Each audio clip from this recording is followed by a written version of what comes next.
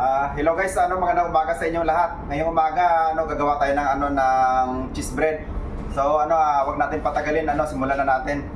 So ito pala yung dito na yung natin, yung mixer natin. Nandito na yung harina, saka yung yeast, asukal, saka yung asin natin. So maglagay lang tayo ng mga 3 tablespoon na na butter. Ihalo natin yan diyan. Tapos to guys, 6 na na itlog yung ilagay natin.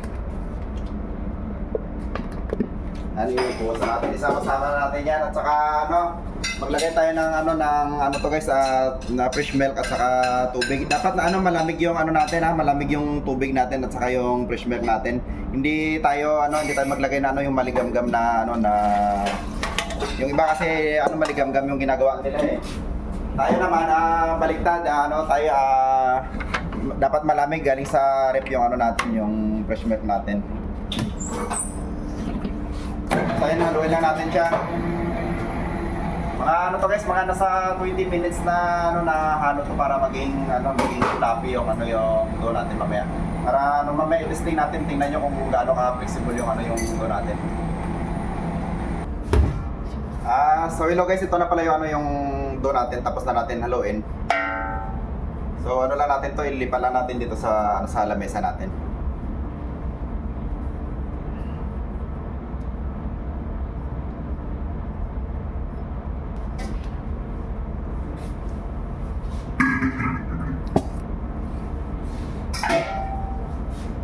Ito medyo madilaw siya kasi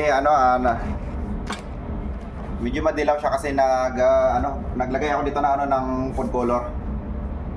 So ito, kukuha lang tayo ng ng konti dito. Yan, para makita nyo.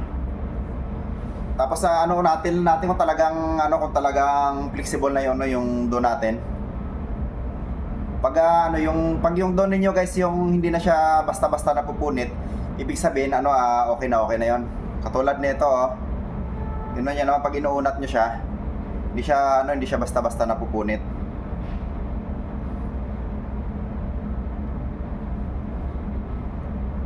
Yan, tingnan nyo, parang nagta-transparent na siya. Dahil sobrang nipis na siya, yan, nakita nyo.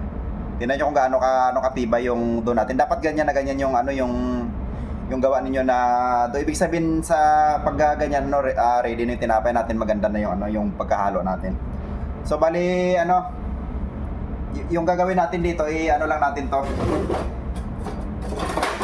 I-rest lang natin na ng 10 minutes. Pag maka 10 minutes na siya guys, pwede natin siyang pwede natin umpisa na gawin yung tinapay natin. So palasahin lang natin to.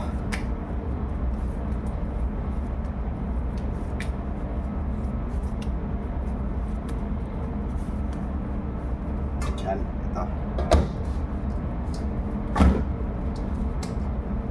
Tapos takpalan natin ng ng wrapping foil.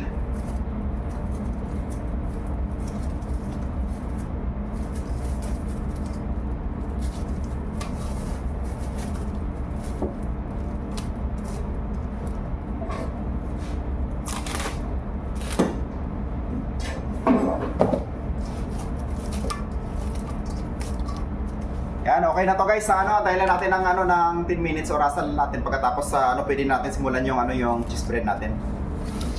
So meron pala ako dito yung mixture, ito yung ko yung sa cheese bread ko. Pala to guys, yung gatas, yung powdered milk, tapos harina, sugar at saka butter. Tapos lang ako dito ng parmesan cheese. Ihalo ko dito. Para talagang masarap na masarap, kasi tinaray ko na lagyan ng parmesan cheese nung nakaraan, nagawa ko talagang masarap siya. So kaya ngayon pag gumagawa ako, naglalagay ako ng parmesan. Pero pag wala naman kayong parmesan cheese, okay lang, kahit gatas lang saka harina at saka butter, okay na yun. Lang naman to guys, optional lang to yung parmesan cheese natin. Natay lang natin yung yung tinapay natin yung dough natin ng 10 minutes. So ito na guys, naka 10 minutes na tayo. So pwede natin simulan to. So wag natin patagalin.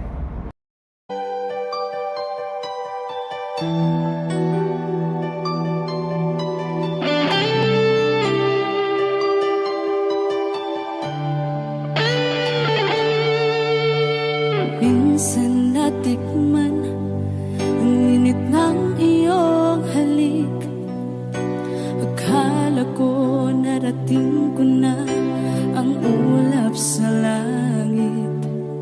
Sa aking pagpikit, ang tanging naisip, ikaw na sa hanggang wakas ang aking pag-ibig. Ngunit biglang nagbago ka, hindi na madama kapag kapiling na kita. Nalalamig ka na, bakit kaniyan ang iyong pag-ibig na ang akala ko ay langit? Nilaro-laro mo lamang ang pusong niitik. Sa yakap mo ay nagayuma. So hello guys, ito na yung yung cheese bread natin. Bali ito, kakatapos lang nagawa to. Bali papapalasahin pa yan. Ito na palasa na natin to. So isasalang natin to sa oven ng na 15 minutes. 15 minutes sa to guys, sa 80 degrees. 80 degrees Celsius.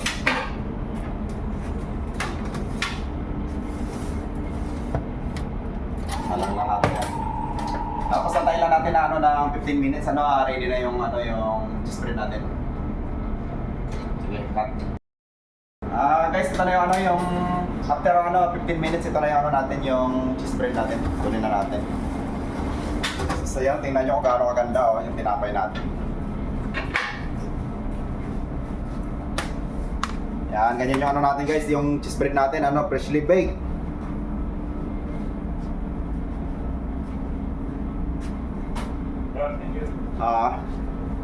So yun lang guys, ito yung isang cheese bread natin. Pwede natin isalang to kung natira natin.